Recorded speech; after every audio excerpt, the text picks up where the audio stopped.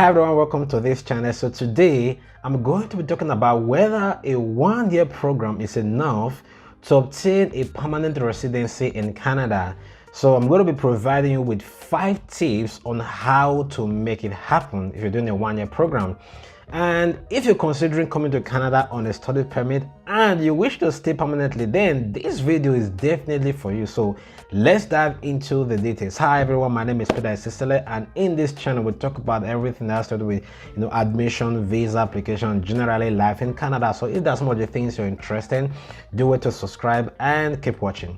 So one of the most important things to keep in mind is to first apply to a school that offers postgraduate work permit, eligible programs, because there are some schools that if you, after going to the school for 1 or 2 years, especially for colleges, you may not be eligible to apply for a post-graduation work permit. So most of the public universities in Canada, locally they are all designated learning institutes, and they also offer, post-graduation work permits. So before you apply for any school, this is definitely the first thing you should be checking out.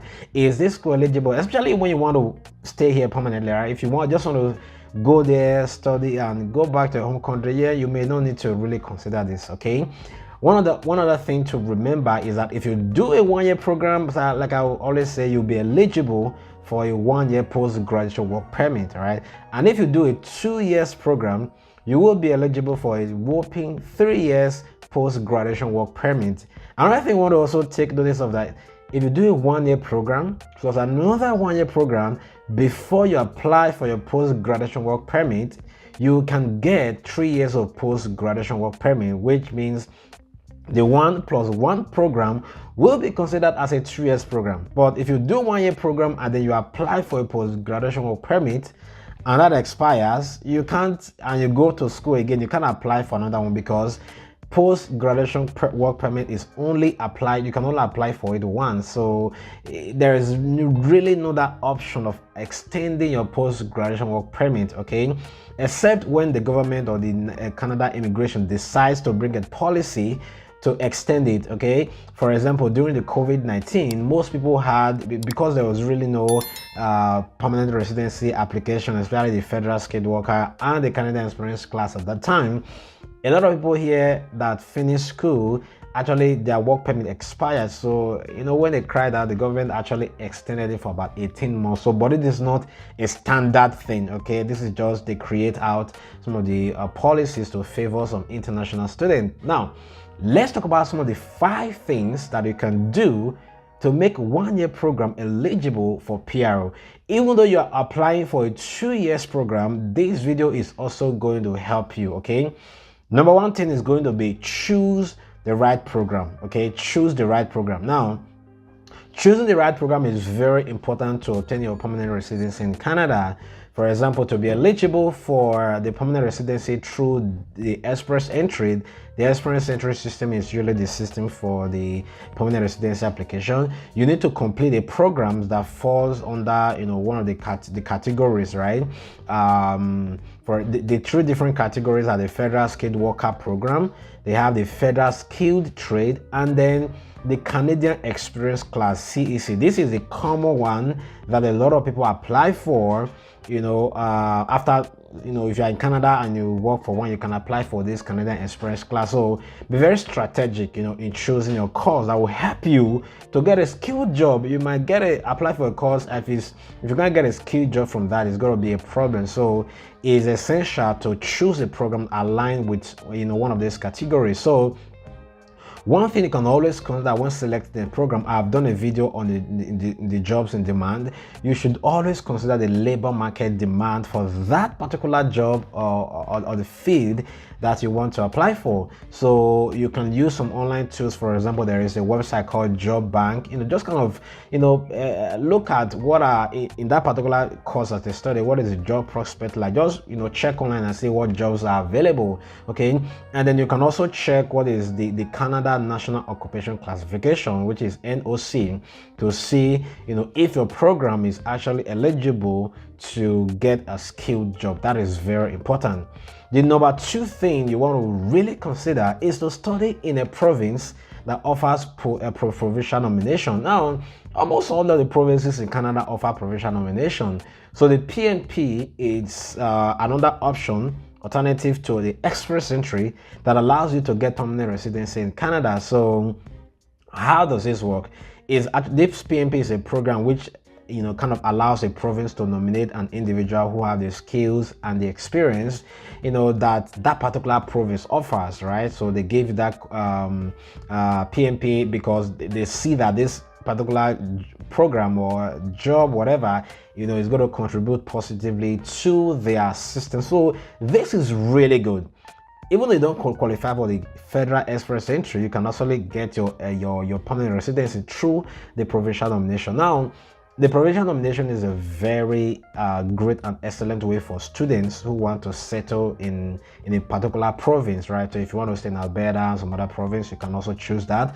But the thing is, it's not all the same. For example, the Canadian Experience class the requirement is the same irrespective of the province where you are, okay? But for provincial nomination, each province have their own requirements and regulations, right? So if you want to apply for that in Alberta, it's different from Manitoba, Saskatchewan, and the rest, okay? Generally, provincial nomination is competitive in some province, especially like Ontario. It doesn't mean people don't get it, it's just way competitive because there's a lot of people over there.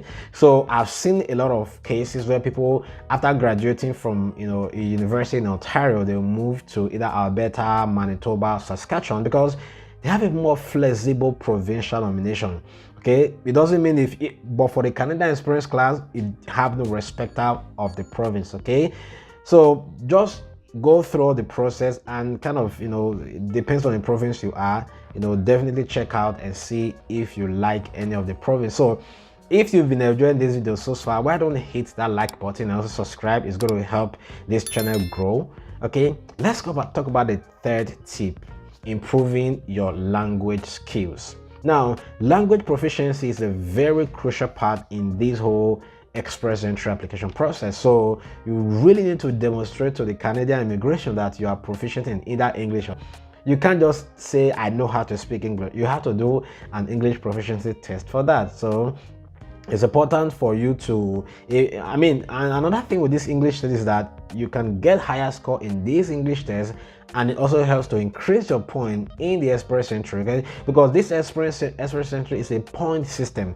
The fact that you've studied in Canada, you've lived in Canada for 2 years and work, it doesn't necessarily mean that you're going to qualify, that automatically you're going to get the PR. You need to have a certain minimum number of points called the comprehensive ranking score. In every draw, there is a minimum score that is required. So if your score meets that, you can definitely apply. Now, it's essential for you to, if you want to show your English proficiency, you can do the IELTS or the CELPIP. They are both great English tests for those in Canada, and this usually help to evaluate your skills in reading, writing, speaking, and listening. Okay, so if you're doing a 1-year program, I would suggest you start practicing for your English test, and if possible to write it close to the time you're graduating, or when that 1 year you're going to be working, you can also do your English test that period. The English test is valid for 2 years, so you don't want to do it too early because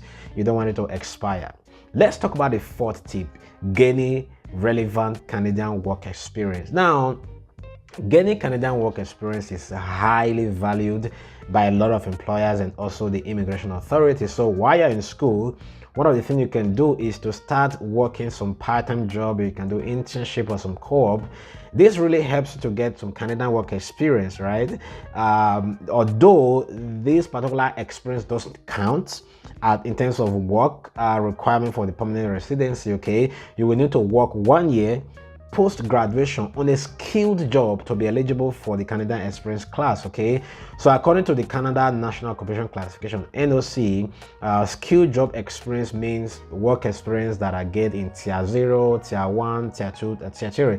It basically means most of these jobs require a minimum of like a bachelor's degree or like a college education, okay?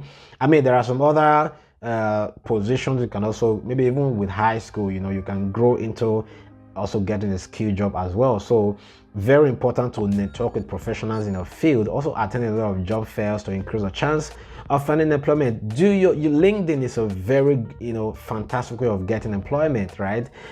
So make sure you beef up your LinkedIn profile. Just check some good examples over there, and then you should be able to do very great on your LinkedIn. Okay, now the last tip I'm going to be talking about today is seeking a professional advice and doing a lot of research.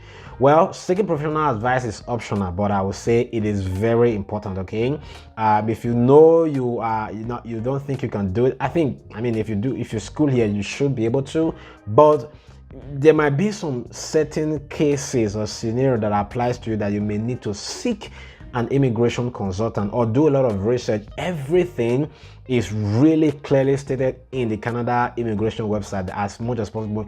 I think if you read it, it's going to be clear. If you are now in a situation that doesn't apply to what has been stated, then you can seek a professional advice, okay, from a licensed consultant. You can, if you want to watch some videos online just to have an idea. So you can start putting things together, your language proficiency, your educational credentials, your work experience, and everything. Okay, have a professional also assess it, but if you can do it yourself, you don't really need a professional. So let's conclude here. I think I've mentioned a lot of points.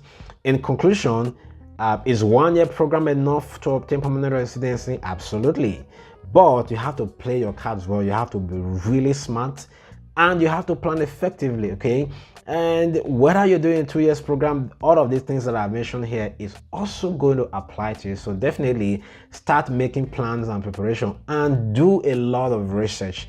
There's a wealth of information online, so you can also check those ones out and then spend a lot of time and ask questions, right? If something you're not clear of, you can ask. Maybe if you have anybody in your surrounding, in anywhere that they've done that before, you can actually ask them to see if there are some tips that they can share with you. It's very important. Talk to people that have already applied for permanent residency. They should be able to give you one or more insights. So that's going to be it for this video. If you enjoyed this video, why don't consider smashing that like button and also subscribe. And if you want to reach out to me, my contact details are going to be in the pinned comment and also in the video description if you have any question. And you can also ask a question in the comment section. And if you are doing a 1 year program or a 2 year program, you can also put it in the comment section and any other specific question that you have, and I'll try to address the question as soon as possible. Thank you so much for watching this video. I'll see you in the next video.